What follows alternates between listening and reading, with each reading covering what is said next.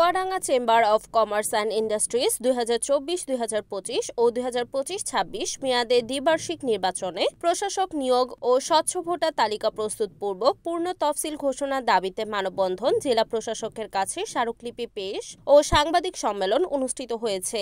আজ রবিবার বেলা সকাল 11টায় জেলা প্রশাসক কার্যালয় চত্বরে মানববন্ধন শেষে জেলা প্রশাসক ডাক্তার কিসিঞ্জার চাকমার কাছে স্মারকলিপি পেশ করেন Chuadanga chamber of commerce and industries সাধারণ ও সহযোগী সদস্য এবং বিভিন্ন ব্যবসায়ী সংগঠনের নেতৃবৃন্দ। পরে দুপুর 12টায় হোটেল রেড চিলি চুয়াডাঙ্গা সাংবাদিক সম্মেলন করা হয়। সংবাদ সম্মেলনে লিখিত বক্তব্য পাঠ করেন Chuadanga chamber of commerce and ইন্ডাস্ট্রির সাধারণ সম্পাদক আলাউদ্দিন আলা। তিনি জানান, চেম্বার অফ কমার্স অ্যান্ড ইন্ডাস্ট্রির দ্বিবার্ষিক নির্বাচনের তফসিল 2024-25 ও 2025-26 মেয়াদের নির্বাচনী তফসিল ও কমিটি সহ ভুয়া ভোটার বাতিলপূর্বক প্রশাসক নিয়োগের মাধ্যমে প্রকৃত ব্যবসায়ীদেরকে ভোটার তালিকায় অন্তর্ভুক্ত করে একটি অবাধ, সুষ্ঠু ও নিরপেক্ষ নির্বাচন অনুষ্ঠানের ব্যবস্থা গ্রহণের দাবি করেন। সাংবাদিক সম্মেলনে জেলায় কর্মরত বিভিন্ন প্রিন্ট ও ইলেকট্রনিক মিডিয়ার প্রতিনিধিরা উপস্থিত ছিলেন। আমরা অত্যন্ত ভারাক্রান্ত হৃদয়ে আপনাদের সামনে উপস্থিত হয়েছি Chuadanga chamber of commerce and ইন্ডাস্ট্রির নির্বাচন সংক্রান্ত দুটি কথা বলার জন্য। 1985 সালে Chuadanga chamber of commerce and industry জন্ম হয়েছে। 1985 থেকে 2013 সাল পর্যন্ত চেম্বার অফ কমার্স প্যানেল নির্বাচনে যোগ্য প্রার্থী হতে চেয়েছিলেন। আপনারা জানেন, সেই সময় নির্বাচন কমিশনারও আপিল বোর্ড মালিক প্যানেলের পক্ষে থাকার কারণে মন্টু প্যানেলের প্রার্থীরা আইনের প্রতি শ্রদ্ধাশীল হয়ে আইনকে সুপ্রতিষ্ঠিত করার জন্য এবং আইনি সুবিচার পাওয়ার লক্ষ্যে বাধ্য হয়ে পিসিসিআই ফেডারেশন আরবিট্রেশন ট্রাইব্যুনালে সুষ্ঠু নিষ্পত্তিকল্পে মামলা দায়ের করে।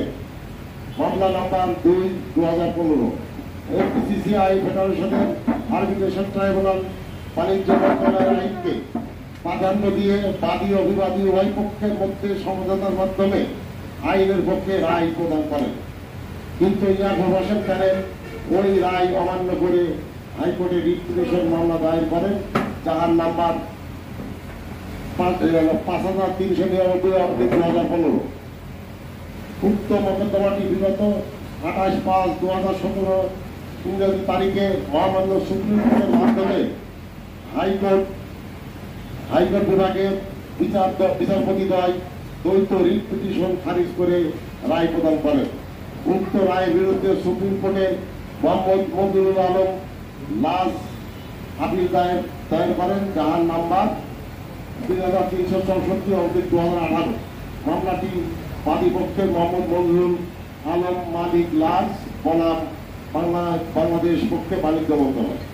এই মামলা বিধি 21 গ-তে উল্লেখ আছে, 5 ডিসেম্বর 2017 ইংরাজি তারিখে বাণিজ্য মন্ত্রণালয় কর্তৃক জারিকৃত গেজেটে বিধি 21 বিলুপ্তি ঘোষণা করিয়া বিধি ক-এর ঘটে কোনো ব্যক্তি একাধিক ক্রমে 2 মেয়াদের অধিক নির্বাচিত হতে পারিবেন না। বিধি 21 গ-তে উল্লেখ উক্ত মামলা প্রত্যাহারের পর চুয়াডাঙ্গা চেম্বারের বর্তমান পরিষদ 15 মে ইংরেজি তারিখে তফসিল ঘোষণা করে।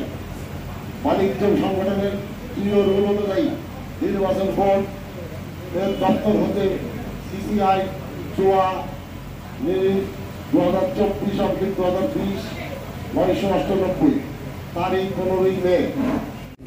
তবে বর্তমানে চুয়াডাঙ্গা চেম্বার অফ কমার্স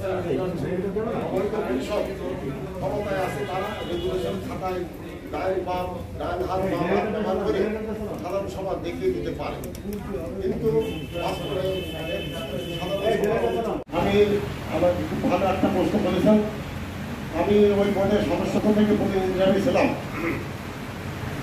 ওই যে 120 জন সাধারণ সদস্য বাদ দিয়েছে 105 জন এবং সহযোগী বাদ দিয়েছিল 15 জন। সাধারণ 115 জনের মধ্যে প্রায় অর্ধেকই কোনো পেপারসই ছিল না, আর বাকি তাদের আয়সার পত্রপত্র আছে। তারা ওই আলমডাঙ্গার বিভিন্ন ইউনিয়ন থেকে ট্রেড লাইসেন্স দেওয়া, তারা প্রকৃত ব্যবসায়ী না বলে আমি ওনাদেরকে বলেছিলাম। ওনারা বললো এটা আমাদের দেখার বিষয় না, আমরা কাগজ থাকি সেটা আমরা সঠিক করে মনে করবো। আর সহযোগী ভিতরে 15 জন বাদ গিয়েছে, এদেরও একই রকম অবস্থা, এদেরও কাগজপত্রের ম্যাক্সিমাম ছিল না, কিছু ছিল ভুয়া, এগুলো সঠিক ছিল না। আর সাধারণ সহযোগীর মধ্যে আমি বললাম যে এই যে 190 জন একটা প্রতিষ্ঠানের এমপ্লয়ি, এরা ঢাকা অঞ্চলের।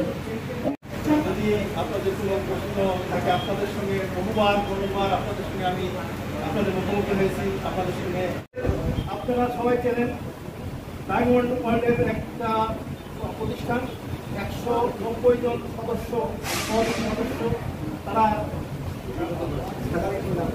সহযোগী সদস্য, তাই তো সহযোগী সদস্য হয়েছে আপনার বিভিন্ন কর্মচারী, তারাও ইনকাম ট্যাক্স হোল্ডার।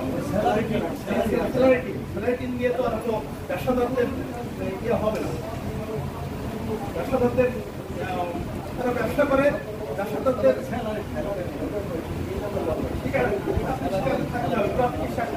থাকতে হবে তাদের জন্য, যেটা হলো তাদেরকে কারণই নেই।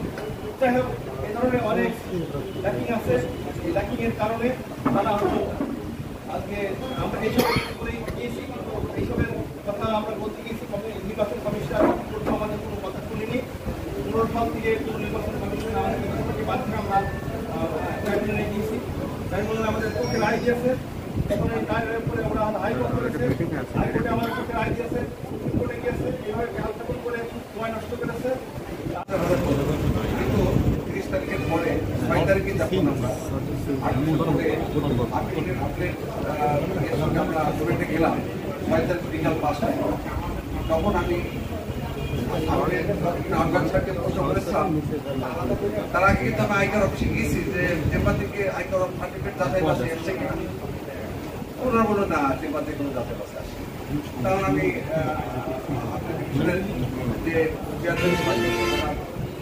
সাহেবকে বলেছিলাম। রিপোর্ট শামসুজ্জোহা পলাশ, NAN TV, চুয়াডাঙ্গা।